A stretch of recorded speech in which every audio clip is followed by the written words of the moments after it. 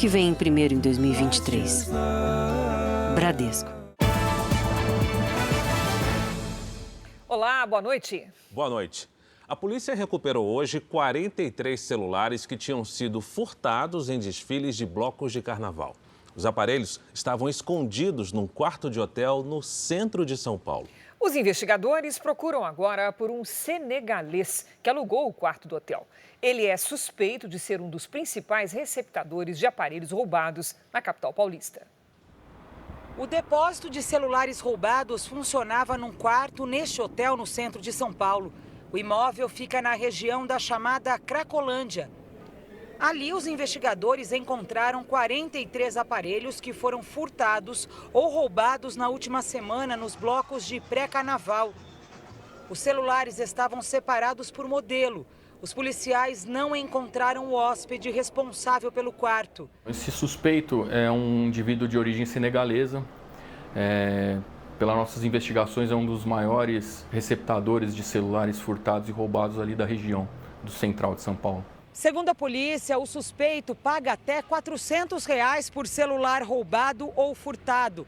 Dezenas de criminosos trabalham para o senegalês, que montou no hotel uma espécie de escritório do crime. Ali funcionava toda uma logística do crime. Vários indivíduos da quadrilha eram responsáveis por receber esses celulares roubados e furtados, pagar os furtadores. Outros indivíduos eram responsáveis por armazenar esses celulares até que adquirisse um certo volume de peças. Na maioria das vezes, as quadrilhas de estrangeiros enviam os aparelhos para países da África. Essas imagens, obtidas com exclusividade pelo Jornal da Record, mostram quando os suspeitos tentavam seguir para o Senegal com 16 celulares roubados. Eles foram presos ao tentarem embarcar no Aeroporto Internacional de Guarulhos na semana passada. Os homens estavam com os aparelhos escondidos em malas. Veja agora outras notícias do dia. Um alerta aos pais. Maconha sintética ganha espaço entre os adolescentes e provoca morte de estudante.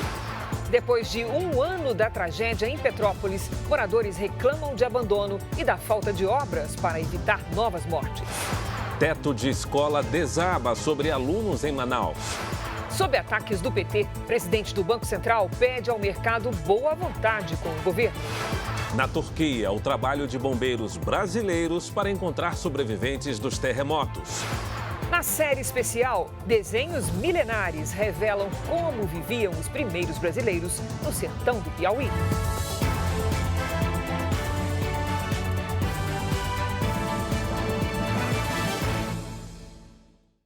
Oferecimento: cartões Bradesco, muito mais benefícios.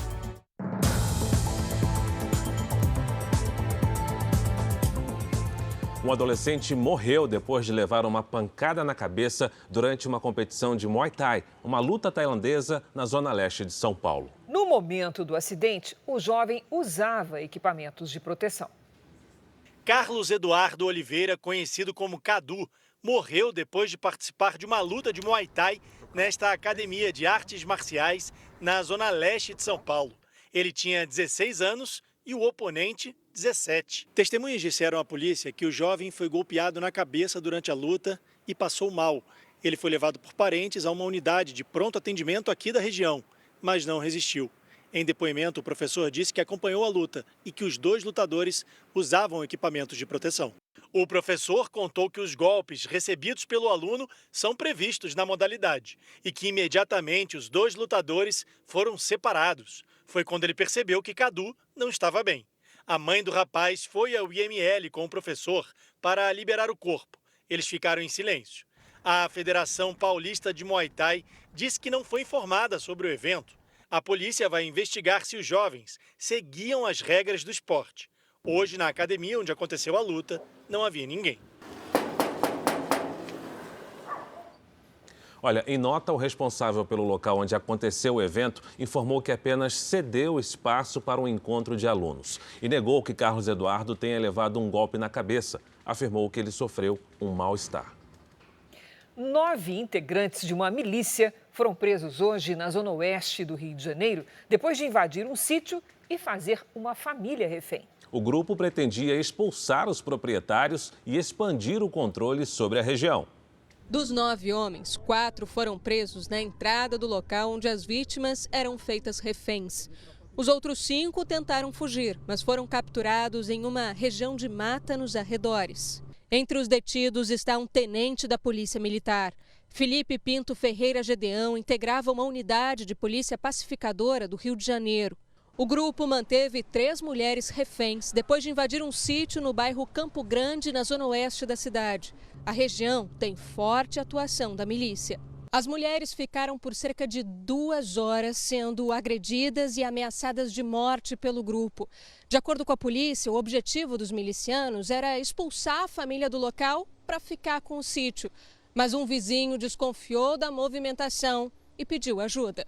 Elas estavam bastante assustadas, né? Uma residência que fica no interior de um terreno muito grande, cercado de mato. Então, a gente entende o pavor que elas sentiram e os esforços dos nossos policiais. A gente conseguiu fazer o nosso trabalho sem nenhum efeito colateral. A Corregedoria da Polícia Militar foi acionada. Por meio de nota, a corporação informou que instaurou um inquérito para investigar o caso. Com os milicianos, a polícia encontrou 2 fuzis, 7 pistolas e 7 carregadores. 4 carros foram apreendidos. Segundo a investigação, as mulheres já tinham sido avisadas pelo grupo que o local seria tomado. Outras famílias da região relatam que também sofreram ameaças. 4 suspeitos foram presos e um morreu durante um confronto com a polícia militar na comunidade da Muzema, na zona oeste do Rio de Janeiro. Os policiais encontraram o grupo escondido em um sítio. Segundo a PM, eles se preparavam para tentar tomar a região, que atualmente é dominada por uma milícia.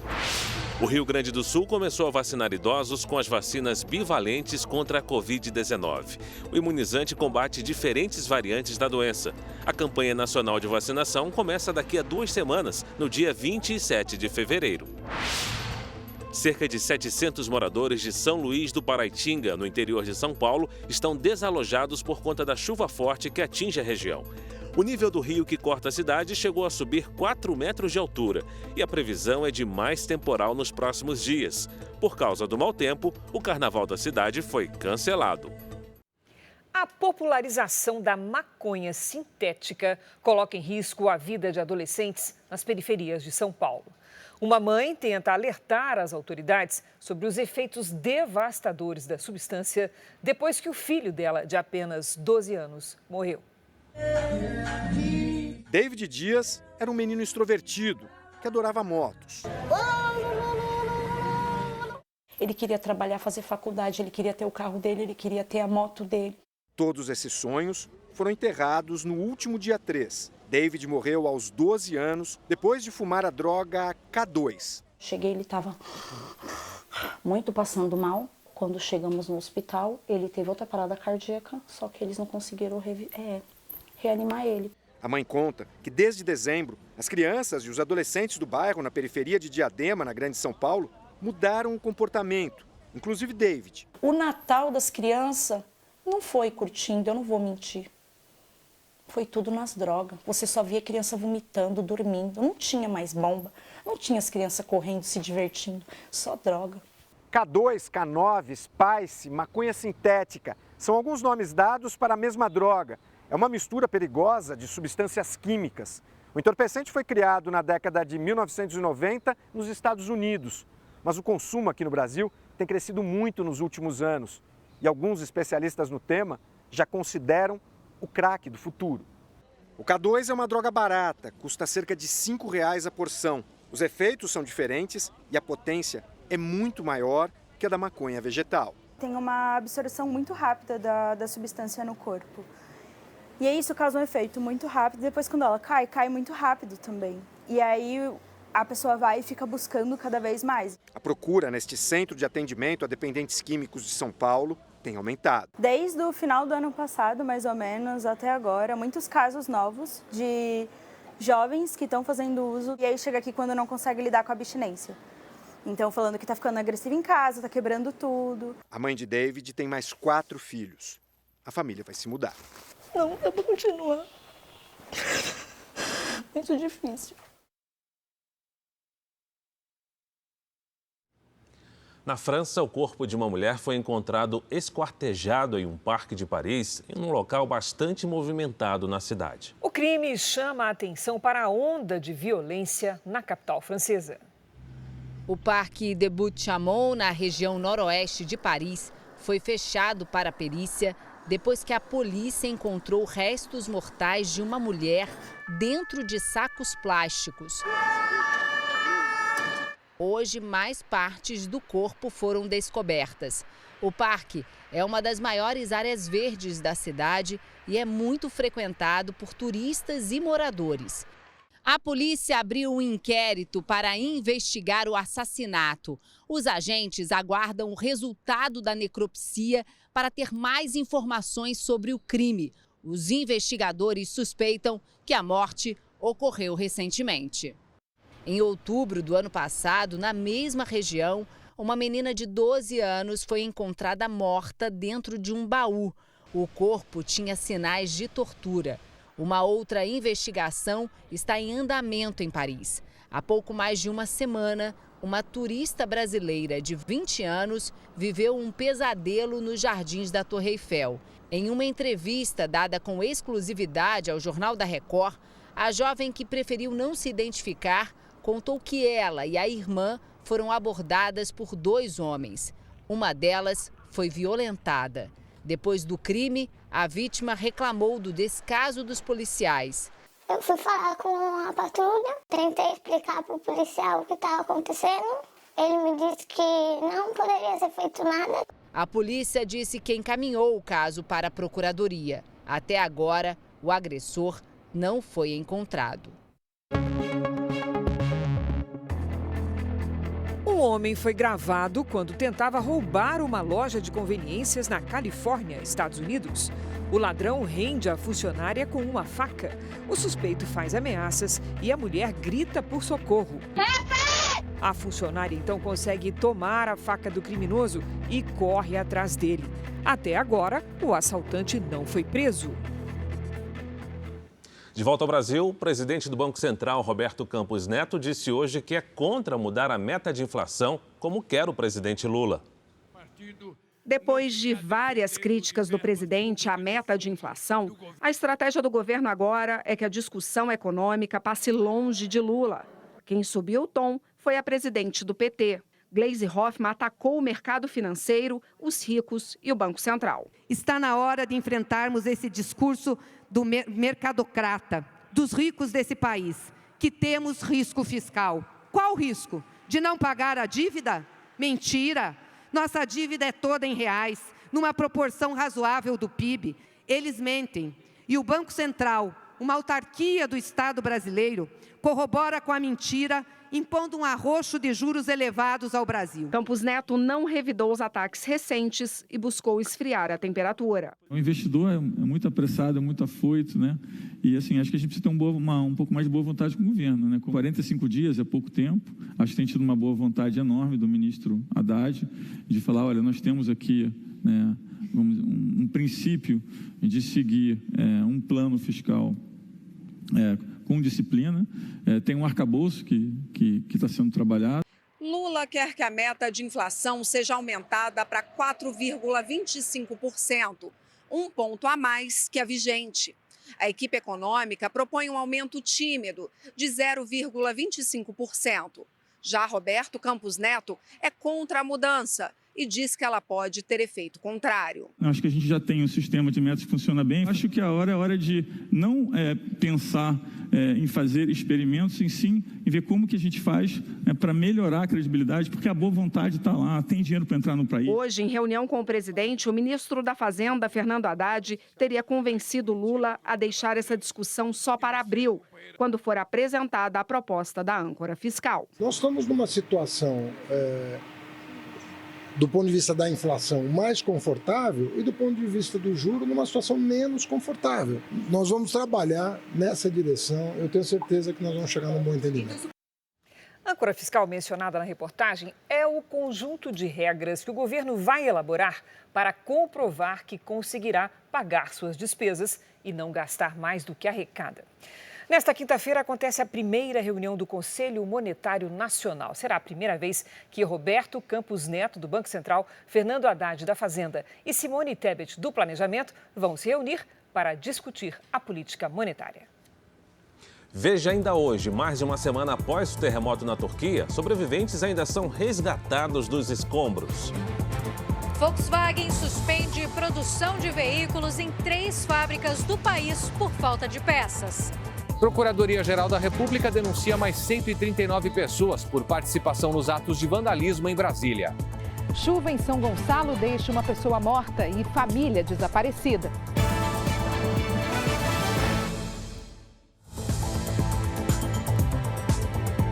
O saque aniversário do Fundo de Garantia pode ser extinto pelo novo ministro do Trabalho, Luiz Marinho. Assunto para nossa Patrícia Lages. Oi, Pati, boa noite. Como é que funciona hoje, só para esclarecer? Boa noite, Cris, Fara. Boa noite para você aí de casa. Atualmente, nós temos o saque rescisão e o saque aniversário. Vamos ver as diferenças entre esses dois tipos. O saque rescisão é o que sempre existiu, quando o FGTS pode ser sacado se o trabalhador for demitido sem justa causa. Além do saldo, é paga também uma multa de 40% sobre o valor. Já no saque aniversário, o trabalhador tem direito a retirar uma porcentagem do saldo uma vez por ano, no mês do seu aniversário. O percentual de saque segue uma tabela que vai desde a retirada de 50% do saldo para quem tem até R$ 500 na conta. Essa percentagem vai diminuindo até chegar em 5% para quem tem mais de R$ 20 mil de fundo de garantia. Agora, o que o trabalhador deve considerar é que, ao optar pelo saque aniversário, em caso de demissão, ele não poderá sacar todo o FGTS. Nesse caso, o demitido terá direito apenas à multa de 40% sobre o saldo. Uma boa opção para o trabalhador, no caso do saque aniversário, é usar o dinheiro para pagar a dívida, certo? Verdade, Cris. Agora, Paty, considerando que o rendimento do FGTS é baixinho, 3%, mais baixo que a inflação, acho que não vale muito a pena deixar o dinheiro lá, né? Exatamente, Cris. Está perdendo para a inflação faz tempo, né? A gente vai ver aqui uma simulação de rendimento a título de comparação. O trabalhador que deixou R$ 1.000 de saldo no FGTS em 2022 recebeu os 3% de rendimento mais a taxa referencial, o que representa um ganho inferior a R$ 45. Mas se os mesmos R$ 1.000 fossem investidos a 1% ao mês, em um ano, o rendimento seria superior a R$ 126, ou seja, bem maior do que seria o rendimento no fundo de garantia e ainda acima da inflação. No QR Code que aparece na tela, você tem mais informações sobre o saque aniversário. Cris. Obrigada, Paty. A Volkswagen anunciou que vai suspender a produção em 3 das 4 fábricas no Brasil. As unidades de São Bernardo do Campo e São Carlos, em São Paulo, e a de São José dos Pinhais, no Paraná, vão parar por 10 dias a partir da próxima semana. Os trabalhadores vão entrar em férias coletivas por 10 dias. A interrupção ocorre por falta de peças.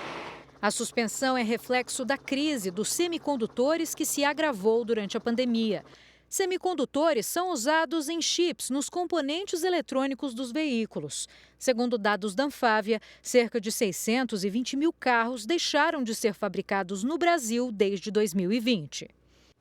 A Receita Federal ampliou em um mês o prazo para a entrega da declaração do imposto de renda da pessoa física este ano. Agora, a declaração poderá ser enviada entre 15 de março e 31 de maio.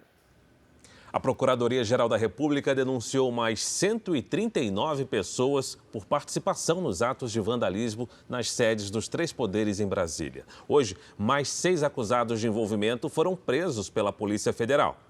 Ao todo, 8 mandados de prisão preventiva e 13 de busca e apreensão foram autorizados pelo Supremo Tribunal Federal em Goiás, Minas Gerais, Paraná, Sergipe e São Paulo. Os investigados são supostos financiadores e policiais militares suspeitos de colaborar com quebra-quebra na Praça dos Três Poderes em 8 de janeiro. O vereador José Rui, do PTC de Inhumas, em Goiás, é um dos presos. Ele aparece neste vídeo na cobertura do Congresso Nacional no dia da invasão. A defesa de José Rui afirma que ele deixou a manifestação quando percebeu que não era pacífica. Hoje, a Procuradoria-Geral da República denunciou mais 139 acusados de participar do vandalismo. Até agora, já foram denunciadas 835 pessoas, sendo 645 incitadores, 189 executores e um agente público por omissão. No caso, o então secretário de Segurança Pública, Anderson Torres, que está preso. Hoje, a prisão de Torres completou um mês. Segundo a PGR, os pedidos de revogação da prisão preventiva ainda não foram analisados. O subprocurador, que atua no caso, solicitou acesso às conversas telefônicas para decidir se pede a manutenção da prisão ou a soltura do ex-secretário. Torres também será convocado para depor na CPI da Câmara Legislativa do Distrito Federal. Também foram aprovadas pelos deputados distritais as quebras dos sigilos bancário, fiscal e telefônico de Anderson Torres. Veja a seguir, na série especial, os desenhos milenares que revelam como viviam os primeiros brasileiros. Tragédia das chuvas em Petrópolis completa um ano e cidade ainda tem áreas devastadas. Ministério Público investiga suspeita de manipulação de resultados na Série B do Campeonato Brasileiro. A realidade das famílias ucranianas que buscaram abrigo aqui no Brasil.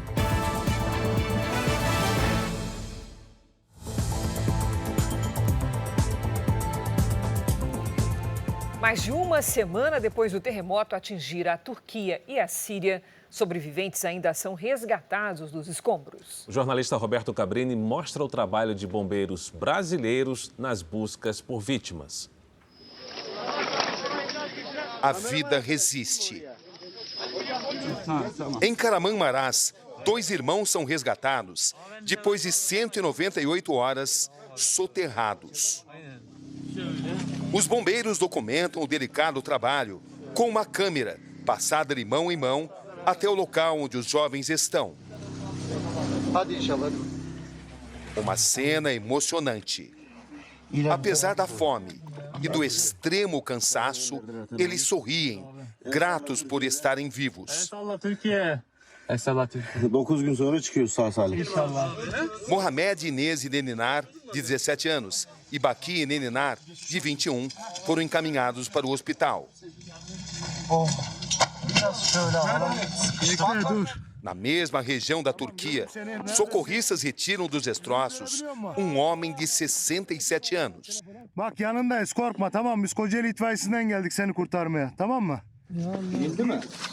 O olhar de um bombeiro brasileiro diante da tragédia. Há 48 horas atrás, nós somos... Léo Fará atravessa fronteiras para uma missão humanitária. Ele auxilia nas buscas por vítimas do terremoto. As buscas eram aéreas. O capitão da reserva do Corpo de Bombeiros atuou na equipe de buscas na tragédia de Brumadinho. Pessoas ainda aguardam por notícias. Essa área que a gente está fazendo as buscas aqui, ó, é um conjunto muito grande, muitos prédios mesmo. E todos eles têm aquela área ali embaixo, tá vendo? Está para vocês verem aqui, ó, é onde eles constroem a garagem. Então essas garagens elas estão intactas. Então se tiver alguém ali, dessa pessoa tá com vida é muito grande. A equipe concentra esforços.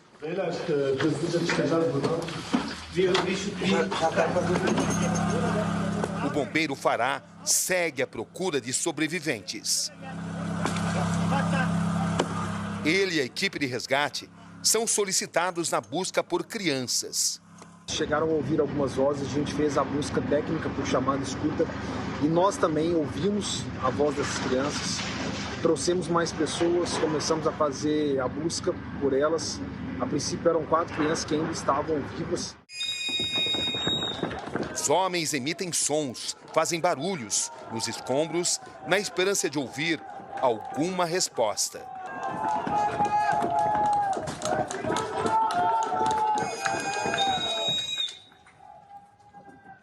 Mas, muitas vezes, resta apenas o silêncio e nada mais. Realizamos buscas com câmeras térmicas, com radar, com sonar e, infelizmente, em 24 horas a gente não teve mais nenhum sinal e o comandante decidiu encerrar as buscas aqui e começar a usar um maquinário pesado, né? Na verdade, as buscas agora são por corpos e não mais por pessoas vivas. Com milhares de mortos, o brasileiro se depara com um cenário desolador. Não para de chegar, passar carro, né, funerário, e cada vez mais pessoas, né, indo aí para enterrar seus parentes, seus entes queridos. Diante de tanta tragédia, a palavra de ordem é solidariedade. A gente percebe aí a corrente de solidariedade muito grande, né? Então o pessoal aqui é um centro de... O pessoal tem alimentação, o pessoal está fazendo uma sopa quente. Não tem como recolher o lixo, então o lixo ele é queimado, né, porque não tem como recolher. Aí aqui é a parte de higiene pessoal, que o pessoal tá pegando aqui papel higiênico, coisa para beber, mantimento, todo mundo fora de casa. Quem precisa de roupa pode pegar as roupas ali. Nesta terça-feira, a Organização Mundial de Saúde classificou a tragédia como a pior catástrofe natural no continente europeu nos últimos 100 anos. O terremoto que atingiu a Turquia e a Síria já matou mais de 40 mil pessoas. Os dados são atualizados a cada instante. O Fundo das Nações Unidas para a Infância declarou que mais de 7 milhões de crianças já foram afetadas de alguma forma. Roberto Cabrini, de Istambul, na Turquia, para o Jornal da Record. 3 pessoas morreram e pelo menos 5 ficaram feridas num ataque a tiros a uma universidade de Michigan, nos Estados Unidos. A polícia informou que durante a ação o atirador foi baleado e não resistiu. O governo americano recuperou parte do balão que foi derrubado no último final de semana. Em nota, a Casa Branca disse que não encontrou nenhum indício de espionagem ou prova de que os 3 balões que surgiram recentemente nos Estados Unidos sejam da China. O FBI, a Polícia Federal Americana, cuida da investigação. Em Donetsk, no leste da Ucrânia, forças russas foram derrotadas pelo exército local durante um confronto. Imagens de drones mostram o campo de batalha. A Ucrânia afirma que tudo começou com um ataque de elite da Rússia. A partir de hoje, o Jornal da Record vai exibir reportagens especiais sobre um ano da guerra na Ucrânia. O conflito já é considerado a maior crise de refugiados da Europa desde a Segunda Guerra Mundial. E parte desses ucranianos escolheu o Brasil como abrigo para escapar dos bombardeios. A reportagem é de Cleisla Garcia.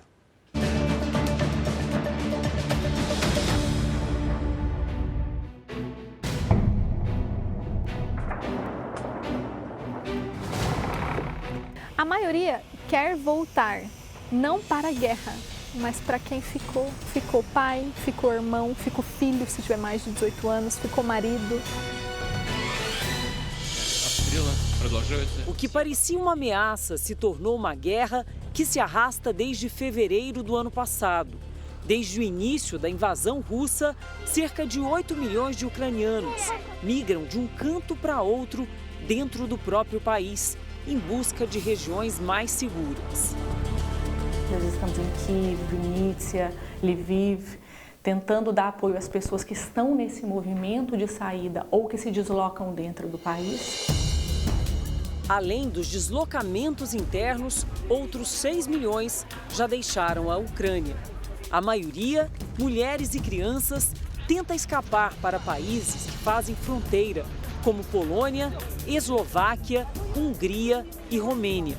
Essa representante da ONU explica que, apesar da distância, o Brasil se tornou uma opção para a crise humanitária.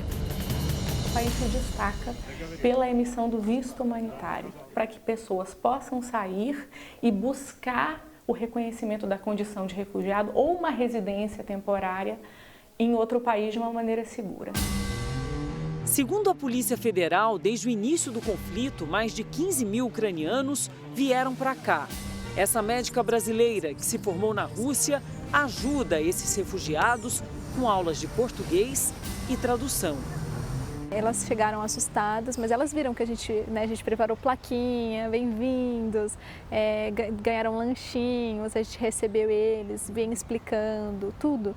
Então eles foram, vendo que tem gente que é boa de verdade. A enfermeira Irina deixou o marido em Kharkiv, a 30 quilômetros da fronteira com a Rússia. Veio com os 2 filhos pequenos. Vive agora em São José dos Campos, no interior de São Paulo. Até hoje a gente se assusta com barulhos de avião ou qualquer sirene. Meus filhos ficam apavorados, diz ela. Enquanto espera a hora de voltar, Irina vende doces ucranianos, feitos por ela, e se dedica em aprender o português. Qual a palavra você acha mais bonita em português? Primavera. Eu nasci em primavera, e primavera é muito linda. Das 8 famílias que saíram da Ucrânia aqui para São José dos Campos, no interior de São Paulo, num total de 36 pessoas, 9 já retornaram para o país de origem, ainda em guerra. Apesar de complexa, essa decisão não é tão difícil de entender. Com a família dividida, é quando a saudade fala mais alto que a segurança. Valentina é professora de música. Chegou ao Brasil no mesmo grupo, mas deve retornar em breve. Ela conta que está muito difícil para quem vive lá. Faltam água, internet e energia elétrica. Não vai ser fácil, mas quero mostrar o que aprendi no Brasil, que a gente pode sorrir, abraçar mais, diz ela. São ensinamentos como esse que a intérprete ouviu de uma outra refugiada desta guerra. Ela falou, eu estou voltando para a Ucrânia para ensinar eles como se ama, porque eu aprendi com vocês. Pelo menos uma pessoa morreu e 3 estão desaparecidas depois da forte chuva que atingiu São Gonçalo, na região metropolitana do Rio de Janeiro. O município foi o mais castigado no estado. Num trabalho minucioso, bombeiros retiravam objetos e partes da estrutura do imóvel. Neste barranco, onde agora só há lama, existiam 2 casas. Os esforços são para localizar o casal Alan Santiago e Rosilene Pereira Santiago, além da filha deles, Maitê, de 4 anos. A Maiara mora em frente ao local. Eu pensei que a minha casa também fosse desmoronar, tipo assim, pensei que fosse o raio que estivesse caindo aqui, entendeu? Porque eu estava com as crianças dentro de casa. Nesta casa, Roseli de Castro, de 52 anos, foi soterrada por um deslizamento de terra. Ela chegou a ser socorrida por vizinhos, mas não resistiu. Perto dali, mais destruição. Moradores se arriscavam na beira de um barranco para tentar retirar um carro que ficou preso na garagem. O helicóptero da Record TV flagrou pessoas em situação de risco. O município, que há uma semana enfrenta fortes chuvas, decretou situação de emergência. Há vários deslizamentos de terra, como este aqui. A gente consegue ver um imóvel que ficou completamente destruído. O que sobrou da estrutura está escorado com pedaços de madeira. Todos os moradores desta rua tiveram que deixar suas casas. Várias ainda correm um risco de desabar. Imagens feitas por moradores mostram ruas e praças submersas. Até o pronto-socorro central foi afetado. Os vídeos revelam ainda o desespero de quem teve a casa invadida pela água. Minha casa! Minha casa! Hoje, o dia foi de esforço e solidariedade entre os vizinhos, numa tentativa de voltar à normalidade. Eu salvei minhas coisas, eu estou viva. A gente tem que ajudar as pessoas mesmo, porque é um momento de solidariedade, o bairro todo está destruído. Fortes chuvas atingiram Petrópolis, na região serrana do Rio, hoje, fazendo com que o sistema de sirenes disparasse agora há pouco. Alagamentos também foram registrados. Um ano depois de um dos maiores desastres naturais do país, a cidade ainda tenta se reestruturar. As chuvas do ano passado deixaram 235 mortos e centenas de desalojados. Quem ficou sem casa afirma que pouco foi feito para evitar que a tragédia se repita.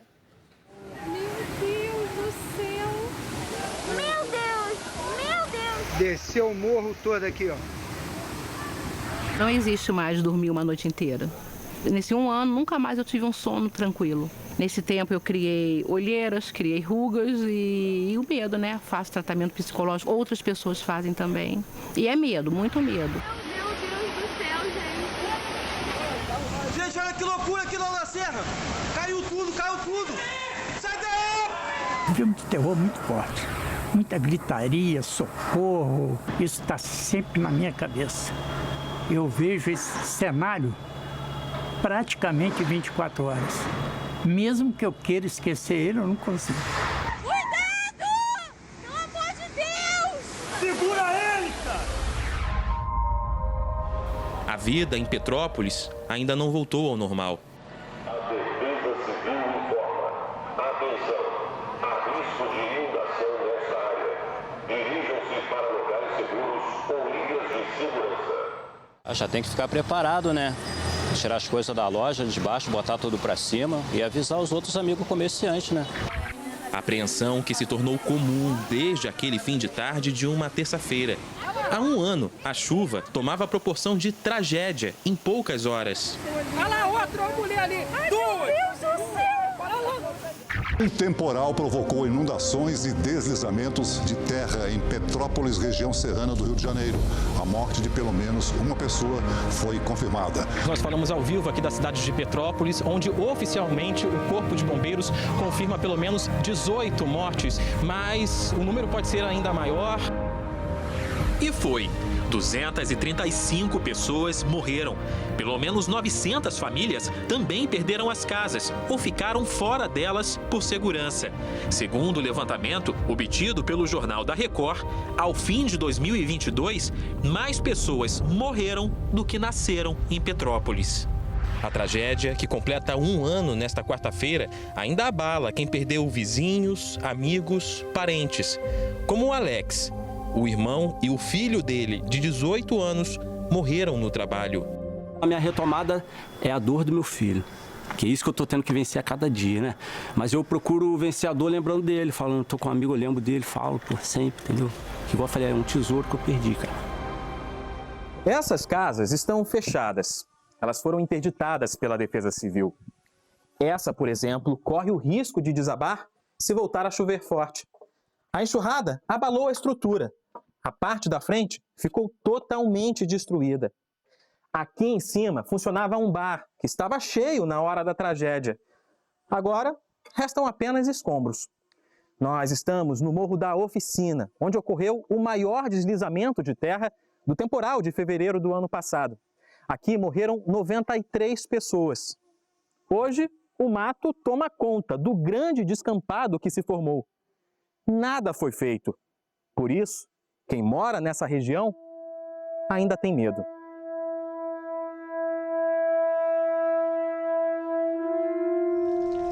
A água continua abrindo o caminho e deixando o solo ainda mais instável. Nas principais vias de Petrópolis, o asfalto foi recuperado. Os rios ganharam barreiras de contenção. O oposto dos locais onde pedras rolaram, levando casas e vidas ladeira abaixo. Em outros pontos, como a Vila Felipe, também não houve investimento. Na Chácara Flora, o mesmo cenário. Os sinais da destruição são como cicatrizes, ainda abertas na paisagem da cidade. A gente não vê o que foi feito, porque não foi feito. Não foi feito, sabe? Eu sei se a gente fica pensando, cadê o dinheiro que veio? Cadê as ajudas, as coisas que vieram? Das 140 ações anunciadas pela Prefeitura, 49 ainda estão em processo de licitação. No fim do ano passado, a Justiça bloqueou 2 bilhões de reais das contas do Estado, que deveriam ir para obras de contenção, que também nunca saíram do papel. Petrópolis é uma cidade que tem risco. Isso é fato. Tem baixo risco, médio risco, alto risco e altíssimo risco. Mas o mais importante é a gente ter uma cidade consciente do seu papel. E não só investir em situações, né, que promovam cada vez mais a resposta, mas, sobretudo, investir na prevenção, que é fundamental. Trabalhar projetos de macrodrenagem, que é fundamental para isso, em toda a cidade. Ter uma defesa civil resiliente, forte.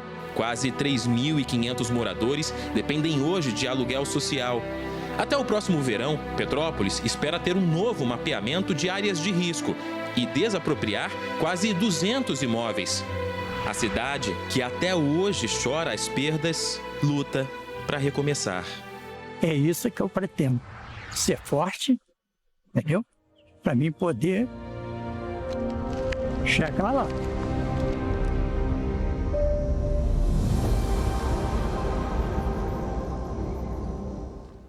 O governo do Rio informou que não existem obras sob responsabilidade do Estado paradas em Petrópolis e que já investiu 255 milhões de reais na recuperação da cidade. Já o governo federal disse que repassou 33 milhões de reais em recursos para a região, mas parte do pagamento depende da conclusão de licitações.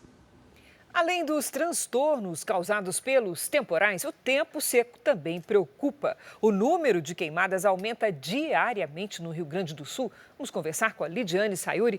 Oi, Lid, boa noite. Vem chuva para aliviar o pessoal por lá? Vem sim, Cris. Boa noite para você. Oi, Fara, boa noite. Boa noite a todos aí de casa. Em apenas 45 dias, o Rio Grande do Sul já contabiliza 130 focos de incêndio.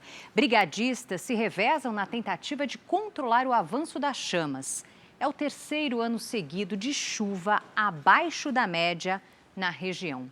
Neste verão, as chuvas estão concentradas principalmente no sudeste e no centro-oeste. Todas as áreas em azul aqui no mapa já registraram mais chuva que o normal para a estação inteira.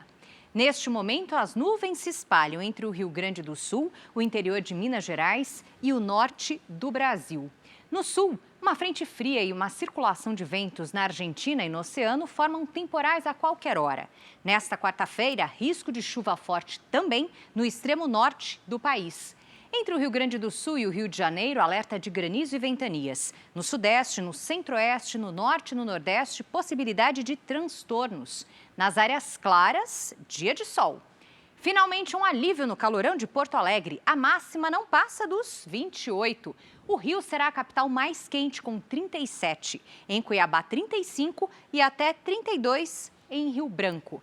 Em São Paulo, quarta e quinta quentes, com temporais à tarde. A atenção vai para o fim de semana. Vai ter frente fria na área para mudar completamente o tempo. Quem participa do Tempo Delivery é o Vitor, de Rio Negrinho, em Santa Catarina. Lid. Vamos lá, Fara. Oi, Vitor. Muito cuidado nos próximos dias. Um ciclone extratropical vai causar tempestades com ventanias e granizo na sua região a partir de quinta-feira à tarde. Nesta quarta, máxima de 25. Quer participar também aqui do Tempo Delivery? Use a hashtag #VocêNoJR nas redes sociais. Cris, Fara. Obrigada, Lidy.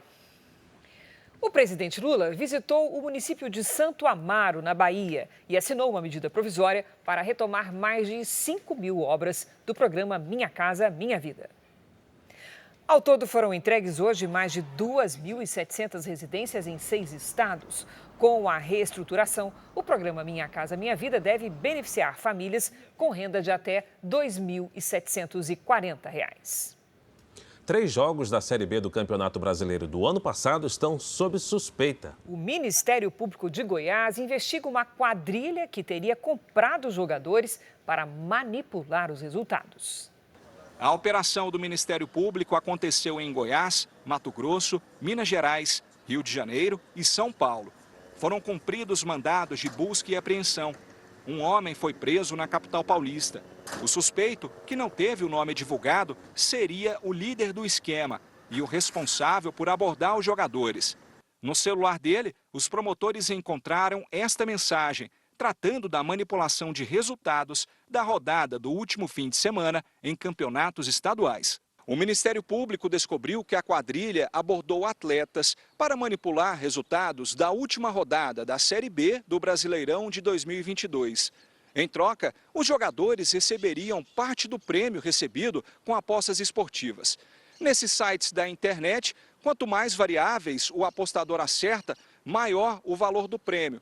Por exemplo, a quantidade de escanteios, pênaltis, faltas, além, claro, do resultado da partida. A manipulação de resultado consistiria especificamente no cometimento de pênaltis, sempre no primeiro tempo dos jogos, de forma a garantir um elevado ganho financeiro para os apostadores e também para atletas direto ou indiretamente envolvidos. O jogador Romário, do Vila Nova, teria recebido a proposta da quadrilha e levado para análise do elenco. Só que os colegas de time negaram-se a envolver no esquema. O jogo em questão, contra o Sport, não teve pênalti, como pediam os criminosos. Ao saber do caso, a direção do Vila Nova acionou o Ministério Público e rescindiu o contrato de Romário. Ele é um dos investigados. As outras duas partidas sob suspeita são Criciúma e Tombense e Sampaio Corrêa e Londrina, que tiveram pênaltis no primeiro tempo. Os envolvidos teriam recebido R$150 mil cada. A assessoria de imprensa da CBF afirmou que a entidade se esforça para garantir a lisura nos resultados e que apoia qualquer investigação. O Sampaio Corrêa espera que tudo seja devidamente esclarecido. Os outros clubes, Criciúma, Londrina e Tombense, foram procurados, mas não retornaram contato. A defesa do volante Romário não foi localizada. Desespero na sala de aula? Repare no forro do teto desta escola pública de Manaus. Aos poucos, o material vai se soltando e começa a cair. Tudo aconteceu depois que os galhos de uma árvore atingiram o telhado durante um temporal. Os alunos do ensino médio entraram em pânico. 11 ficaram feridos, foram socorridos e passam bem. As aulas estão suspensas até quinta-feira. Desenhos pré-históricos feitos em rochas atravessam milênios e nos levam a uma viagem no tempo. Tudo exposto num cenário deslumbrante. Na reportagem de hoje da nossa série especial, você vai embarcar com a nossa equipe numa aventura na Serra da Capivara e conhecer um pouco mais dessa arte ancestral.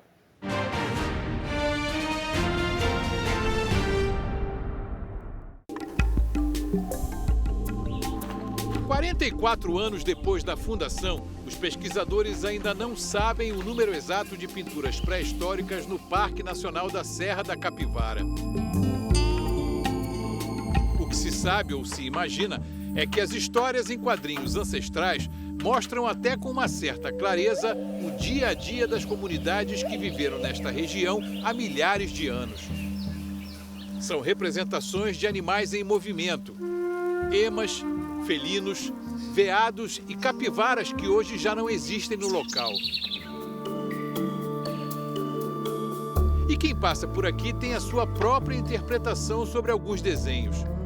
Nós estamos no Boqueirão da Pedra Furada, o local que concentra o maior número de pinturas pré-históricas de todo o parque. São aproximadamente 1.200. É aqui que estão duas das mais famosas pinturas pré-históricas do parque. Uma delas, chamada de O Beijo, mostra duas figuras humanas que parecem se tocar com a cabeça. Bem ao lado, a pintura que foi escolhida por votação entre os funcionários para ser o símbolo do Parque da Serra da Capivara. É um veado em movimento. Só olhando mais de perto e com mais atenção, a gente percebe que ele foi desenhado com apenas 2 riscos. Um deles compõe uma das patas dianteiras, cabeça, tronco, rabo e uma das patas traseiras. O outro faz as outras patas e o abdômen. Ainda não há uma conclusão sobre o que significa o preenchimento da barriga do animal. Poderia ser uma fêmea prenhe? Difícil dizer. Como se tu estivesse ali, né, nas cavernas, pensando que talvez um dia de chuva eles estivessem ali pintando para até a chuva passar. Encanta, né? E se durante o dia o Boqueirão da Pedra Furada é encantador, à noite é espetacular. A cor amarela que ilumina o cenário não é aleatória. Remete bem à questão do fogo, né? Provavelmente esses grupos que se instalaram aqui ou acamparam durante muito tempo poderiam fazer fogueiras, rituais e aí aproveitavam e faziam os desenhos também.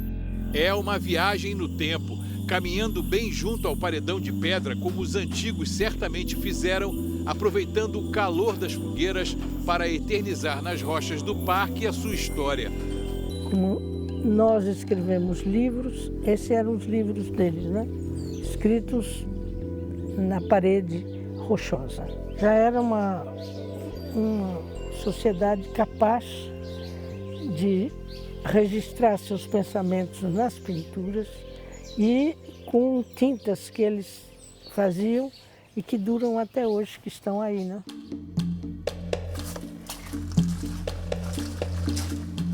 A Toca do Inferno não tem pinturas pré-históricas, ela vale muito pela beleza cênica.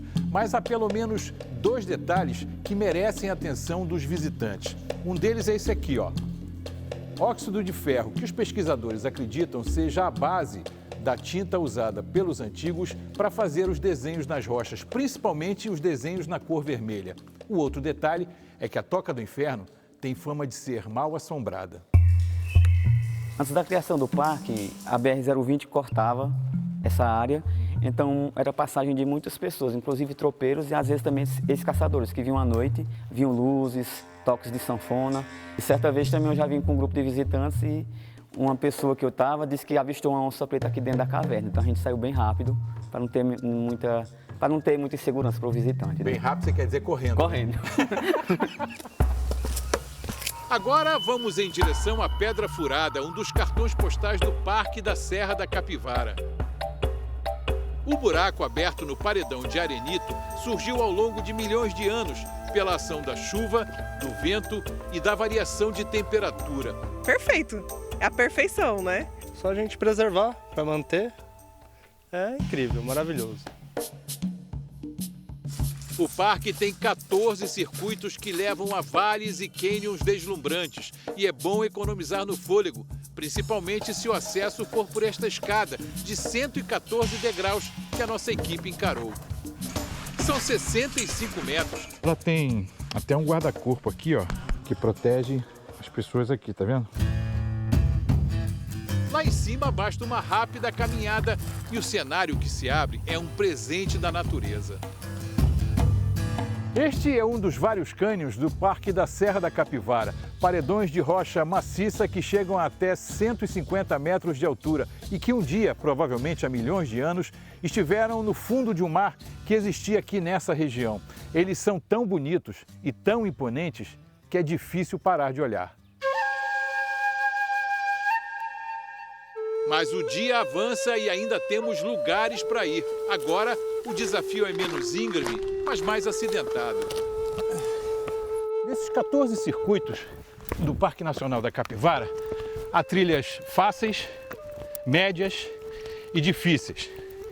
E vai caber ao visitante, na hora que estiver prestes a percorrer uma delas, decidir se vai encarar ou não. Essa aqui, por exemplo, vocês viram que a gente subiu ali um morrinho de pedra, e está aqui andando por esse estirão aqui. Essa é uma trilha considerada média, segundo me disse o guia. Mas não precisa ser nenhum atleta para percorrer, tem que ter cuidado só para não tropeçar. Mas essa talvez seja uma coisa média para fácil. Há trilhas que são média para difícil e há aquelas que só os trilheiros mais experientes conseguem e devem fazer. E a gente vai continuar porque o visual daqui é maravilhoso.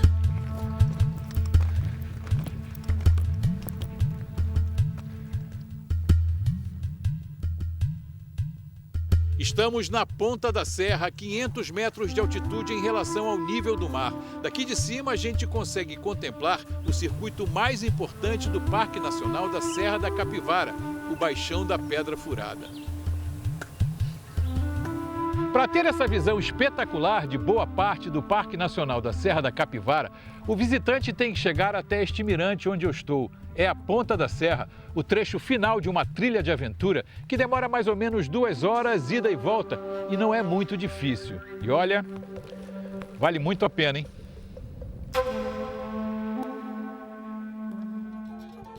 Amanhã, a fauna da Serra da Capivara, felinos, mocós e os espertos macacos prego, que usam ferramentas para cavar o solo em busca de raízes. Essa edição termina aqui e à 00:30 tem mais Jornal da Record. Fique agora com a novela Jesus e logo depois de Vidas em Jogo tem Cine Record especial com o filme Sabotagem. Ótima noite para você. Uma excelente noite e até amanhã.